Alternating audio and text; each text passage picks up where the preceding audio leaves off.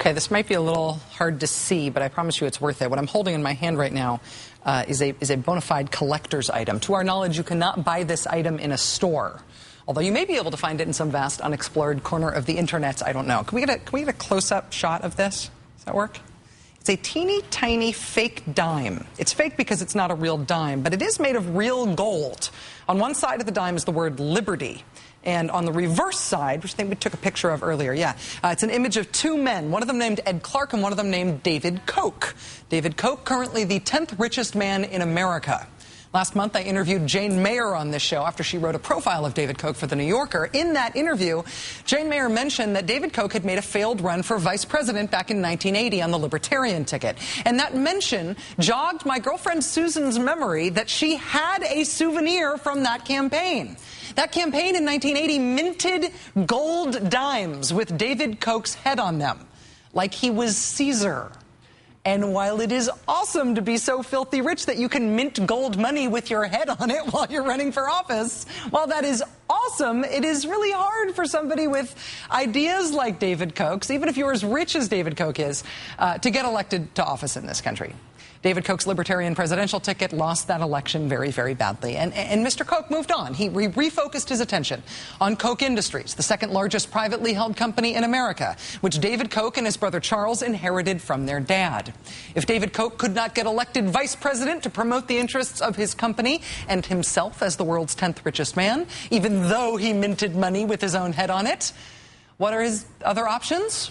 Well, there's the traditional way that rich corporations and rich people try to get their way in American politics, by buying it. Take, for example, California's Proposition 23. California has a strict greenhouse gas reduction law. Prop 23 would suspend that law. And that, of course, would be awesome for companies that make a lot of money by making a lot of pollution. 97% of the funding for Prop 23 so far comes from oil and chemical companies, including a cool $1 million donation dumped into the campaign by Koch Industries a week ago today.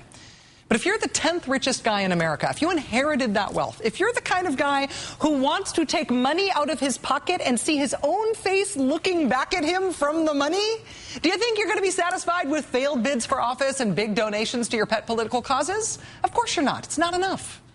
How about a movement, some sort of seemingly popular uprising? Could a popular movement to promote the interests of your company and yourself as the 10th richest man in the country be purchased by any chance?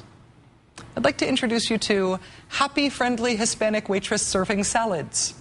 I'm not calling her that. That's actually what this is that you're looking at. See, here's the label at istockphoto.com. Happy Friendly Hispanic Waitress Serving Salads. You can also meet her at the website rallyforjobs.org. See, there she is. Rallyforjobs.org is a fake grassroots effort funded in part by the Koch brothers to make it look like there are real humans who passionately believe that Koch Industries needs to be able to pollute more.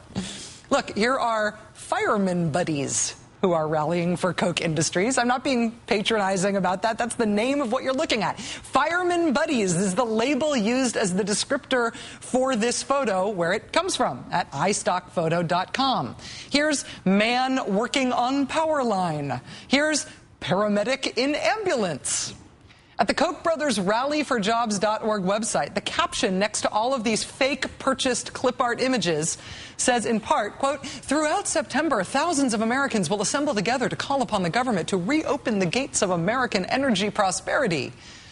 A great focus group tested political storyline, of course, complicated by the fact that these regular Americans rising up for whatever are models at istockphoto.com, images of whom have been purchased for this nifty fake campaign. This week, rallyforjobs.org held an event, an offline, live-action, real human event in Canton, Ohio. The reason for these energy citizen jobs rallies across the nation is to put Washington, D.C. on notice. We have to put them on notice that we will not continue to tolerate the wasting of our tax dollars on dubious green projects, phony green jobs with ridiculous returns on investment. Thanks to thinkprogress.org for attending the event and for pointing out that that particular concerned American citizen worried about her tax dollars in a way that just happens to coincide with the interest of the oil and gas companies is the president and CEO of Ariel Corporation, which is a giant gas company. The problem with the rallyforjobs.org idea is that there aren't enough oil company CEOs like her to make any live-action event look like a popular uprising. And while you can populate your website with models purchased from iStock photos, it would be really difficult to populate your rally with models purchased from iStock photos, even if you bought the rights to print out those clip art people life-size and glue them onto cardboard. So if you want to create the impression that there is a popular uprising of regular Americans willing to physically make themselves seen rallying for the interests of Koch Industries and the 10th richest man in the world, 10th richest man in the country, what's the next best way to do that? Watch this. Which refinery are you with? Marathon Petroleum. Okay, and are there many folks out here today from Marathon working on that? That whole bus right there. Oh, this whole bus right here is from Marathon? Yeah. Marathon, as in Marathon, the oil company?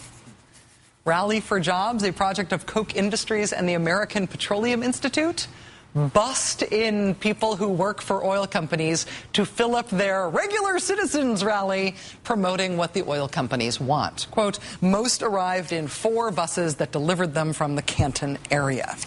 This is not the first time that the Koch brothers and company have done something like this. You might remember us reporting last August when they did this in Houston. They held a supposedly regular citizens rally against climate change legislation where the oil companies again bust in their own employees. That time they got busted because you could see the fine print on their signs. What's that say? At the regular person whose interests just happen to coincide with the profit motive of the oil industry? What's that fine print say on the sign? Energy Citizens, which according to Google and 0.35 seconds is a project of the American Petroleum Institute. Frankly, the thing that is most surprising about this is not that they're doing it. The thing that is most surprising about this is that they are so bad at it. If you combine the Koch brothers' fortune from Dad's oil and chemical company, their fortune is second only to Bill Gates and Warren Buffett in this country. These guys have more money than God's accountant, but they have taken the cheapest possible route to trying to hide what they are doing in politics. I mean, sure, it's interesting that they're faking this movement that supports their bottom line. But what's more than interesting, what's fascinating, is that they're faking it so cheaply.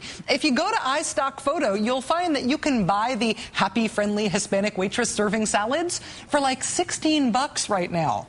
They don't even bother to go to page 2 of the list either. If you type in waitress, happy, friendly Hispanic waitress serving salads is the first one that comes up. But you know what? Even on the cheap, they did get the headline that they wanted out of their Bus in the Workers fake rally in Ohio. Here it is in the Akron Beacon Journal. Hundreds rally against taxes on oil and natural gas. The Koch brothers are so bad at this that any news outlet looking beyond the press release for their information on this could just as easily have published the headline, "Oil companies bus in workers for pathetic PR stunt in Ohio." You know, you can try to persuade people with your ideas by running for political office, by minting gold money with your head on it that makes you look like Caesar. You can throw tons of money at efforts to defeat laws that stop your pollution and hurt your profits. But when you try to get your way by faking it, you will get made fun of, unless and until you get better at it. Get off your wallet, Koch brothers. You can do such a better job. You can do a way better AstroTurf job than this with the money that you've got. Come on. You are making this too easy.